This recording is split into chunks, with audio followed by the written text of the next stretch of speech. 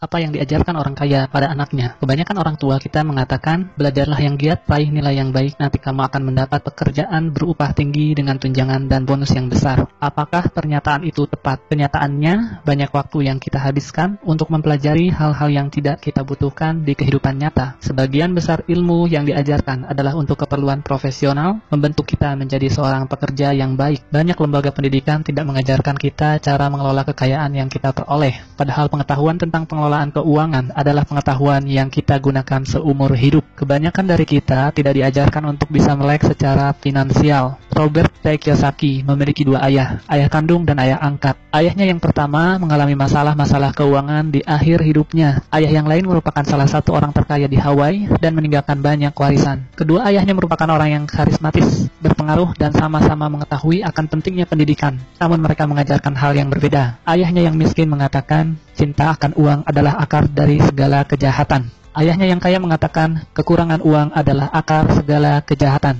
Ayahnya yang miskin mengajari agar menjadi seorang yang pandai dan cerdik sehingga nantinya bisa bekerja di perusahaan besar. Ayahnya yang kaya mengajari agar memiliki perusahaan dan mempekerjakan orang yang pandai dan cerdik. Ayah yang miskin menyuruh untuk menabung. Ayah yang kaya menyuruh untuk berinvestasi. Saat kondisi sulit, ayahnya yang miskin mengatakan, saya tidak mampu mencapainya. Ayah yang kaya mengatakan, bagaimana agar saya mampu mencapainya? Ayah yang miskin mengajarkan kita agar bekerja untuk uang. Ayah yang kaya mengajari bahwa uanglah yang harusnya bekerja untuk kita. Apa pelajaran yang bisa kita ambil dari kisah hidup Kiyosaki? Pelajaran pertama, orang miskin dan kelas menengah bekerja untuk uang. Orang kaya mempunyai uang yang bekerja untuk mereka. Manusia dipenuhi oleh rasa takut dan hasrat. Takut hidup tanpa uang memotivasi kita untuk bekerja keras. Setelah itu, kita mendapatkan penghasilan. Selanjutnya, hasrat atau nafsu mengajak kita untuk memikirkan hal-hal yang indah.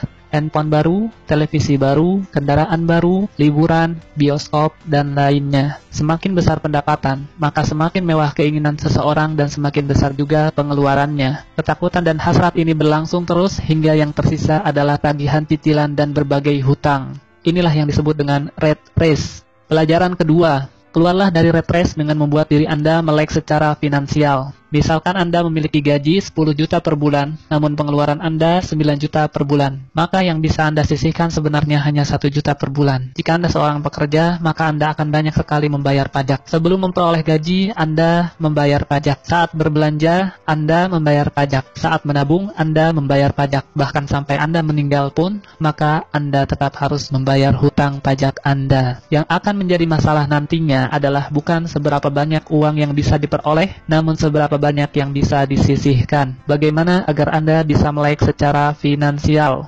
Pertama, Anda harus mengetahui perbedaan antara aset dan liabilitas. Secara sederhana, aset adalah segala sesuatu yang menghasilkan uang ke dompet Anda, seperti saham atau reksadana, apartemen yang disewakan, real estate, kekayaan intelektual seperti buku, metode pendidikan, dan bisnis yang tidak membutuhkan kehadiran Anda secara fisik. Anda bisa menggaji seorang manajer untuk mengurusnya. Liabilitas adalah segala sesuatu yang mengeluarkan uang dari dompet Anda. Contohnya adalah hutang kartu kredit, hutang sewa, televisi baru, handphone mewah, asuransi, dan lainnya.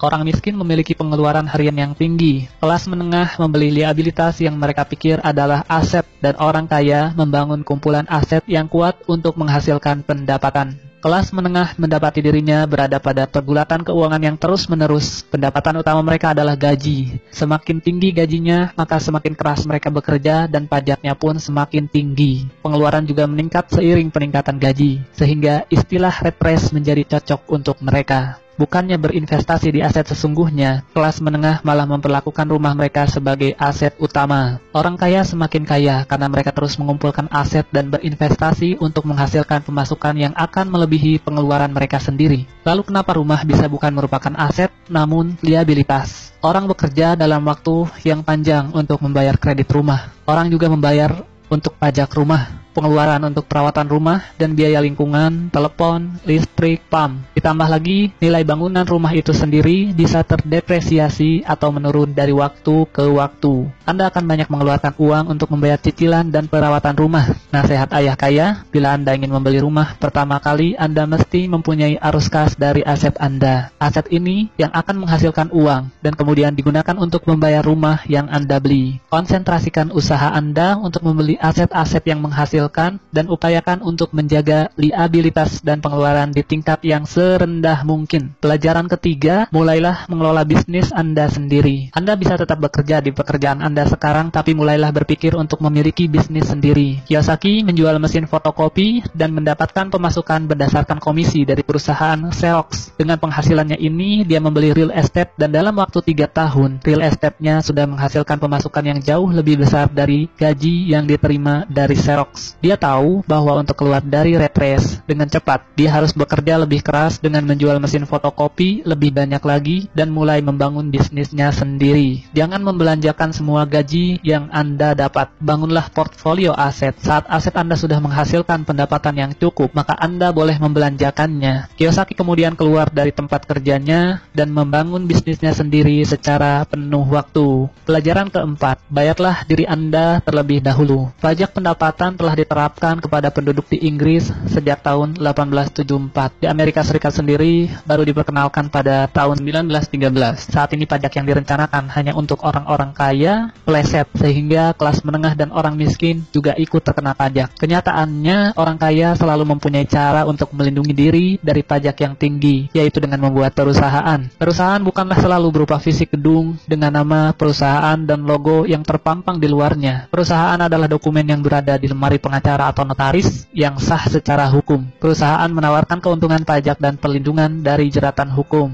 Ini adalah cara yang sah untuk melindungi kekayaan Anda. Orang kaya telah menggunakan cara ini dari generasi ke generasi. Pelajarilah lebih lanjut dan temukan aturan-aturan pajak yang membawa keuntungan terbaik untuk Anda. Ayah kaya berkata, bayarlah diri Anda terlebih dahulu. Ini akan memaksa Anda untuk membuat sumber pemasukan lain untuk menutup pengeluaran Anda. Aturan sederhana ini bekerja seperti ini. Orang yang bekerja untuk perusahaan akan pertama-tama membayar pajak, lalu mendapatkan pemasukan, kemudian baru berbelanja. Sedangkan pemilik perusahaan akan terlebih dahulu memperoleh pemasukan, kemudian berbelanja, lalu membayar pajak. Para pekerja dipajaki terlebih dahulu, kemudian menggunakan apa yang tersisa. Sedangkan pemilik perusahaan menggunakan terlebih dahulu pendapatan dan membayar pajak berdasarkan apa yang tersisa. Lalu, apa yang penting dipelajari agar Anda melek finansial? Ada 4 ilmu utama yang penting untuk dipelajari. Yang pertama, akuntansi. Akuntansi membuat kita bisa membaca laporan keuangan. Pada saat meninjau suatu bisnis atau aset, Anda perlu secara cepat melihat catatan keuangan perusahaan yang sedang Anda tinjau. Banyak orang yang tidak tahu bagaimana menyeimbangkan neraca keuangan. Yang kedua adalah investasi. Keterampilan ini akan terasa dengan pengalaman. Bicaralah dengan para investor dan selidiki bagaimana cara mereka berinvestasi. Yang ketiga adalah perilaku pasar. Ketahuilah aturan penawaran dan permintaan. Tidak ada pemilik bisnis yang dapat melakukan bisnisnya tanpa memahami prinsip dasar dari pasar. Lihatlah berbagai kesempatan atau peluang bisnis. Lihat apa yang dijual dan siapa yang akan membelinya. Yang keempat adalah hukum. Kiyosaki merekomendasikan untuk melakukan segala yang berkaitan dengan pengembangan bisnis Anda dalam koridor bisnis yang legal. Ketahuilah hukum-hukum perusahaan, aturan lokal, dan aturan akuntansi yang berlaku. Pelajaran kelima, belajarlah untuk menjadi investor profesional. Ayah kaya menjelaskan bahwa ada 2 jenis investor. Yang pertama adalah pembeli paket investasi. Ini adalah investor yang menelepon retail outlet, perusahaan real estate, stockbroker, atau perencana keuangan dan menaruh uang Anda dalam portfolio investasi yang sudah ada. Cara ini merupakan cara tercepat dan praktis. Yang kedua adalah investor profesional. Rancang sendiri investasi Anda, lakukanlah penawaran aset-aset Anda, dan cari berbagai kemungkinan dari kesempatan yang ada. Ayah kaya sangat menganjurkan jenis investor ini. Anda perlu membangun 3 keterampilan dasar untuk menjadi investor jenis ini. Yang pertama adalah identifikasi kesempatan atau peluang yang dilewatkan oleh orang lain.